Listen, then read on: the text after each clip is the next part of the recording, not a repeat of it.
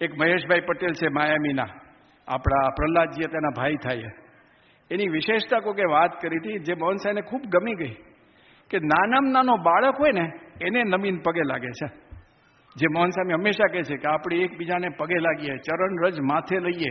આવા બધા ભક્તો તૈયાર થાય છે, એમના વિચરણમાં કાર્યક્રમ થાય છે. એમની વાત સાંભળે ને દરેકને આવો વિચાર આવે કે મારું જીવન. એક વખત અમે સ્વામી સાથે પર્થમાં હતા અને ત્યાં અમે હસમુખભાઈ વાડિયાને ત્યાં ઉતરેલા અને એનો સ્વિમિંગ પુલ મોટો હતો. એટલે પછી એમણે કહ્યું સ્વામીની તબિયત તો બહુ ઢીલી છે એટલે આપણે એમ કહેવાય નહીં સ્વિમિંગ પુલમાં નાવ, પણ સ્વામી તાર પગ બોળો એટલે અમારે પ્રસાદીન થઈ ગયો.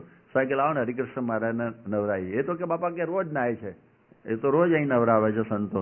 એટલે સ્વામી પછી શું કર્યું, નીચા નામ્યા અને જળ લઈ અને માથા ઉપર ચડાવ્યું. આમ કેમ કર્યું કે જેમાં ભગવાન નાતા હોય ને એમાં પગ બોળવાનું ના હોય એ પ્રસાદીનું જળ માથે ચડાવવાનું. એકવાર સ્વામી બાપા રાજકોટની અંદર હતા અને રાજકોટમાં બન્યું એવું કે આપણા સુરેન્દ્રસિંહ દરબાર ચરસદરાણાના ખાસ મિત્ર અને આપણા ટ્રસ્ટી છે અને એ બહુ ગમતી છે.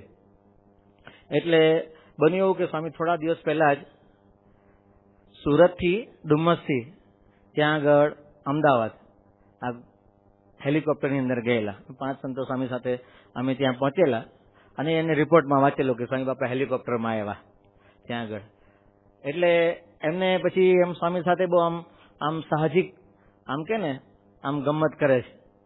તો એ ત્યાં રાજકોટમાં મંદિરનું કામ ચાલતું એટલે ઉતારો સામે રોડની આ બાજુ જે અત્યારે રસોડું છે ને ત્યાં હતો. ત્યાંથી સામે મંદિરે રોજ એમની ગાડીમાં લઈ જતા.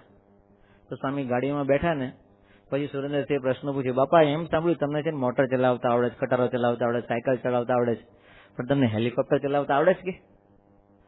તો સ્વામીએ જે જવાબ આપ્યો ને એ બહુ મસ્ત જવાબ. સ્વામી કે અમને તો અક્ષરધામમાં હેલિકોપ્ટર ચલાવતા આવડે છે, અહીંથી અક્ષરધામમાં લઈ જતા અને ત્યાંથી લાવતા આવડે છે, બાકી બીજું આવડતું નથી. જો આપણો હાથ પકડીને ઠેઠ અક્ષરધામમાં લઈ જાય એવા સત્પુરુષ આપણને મળ્યા છે તો એની પ્રતીતિ આપણા જીવનની અંદર આવે તો આપણું કામ થતું હોય છે.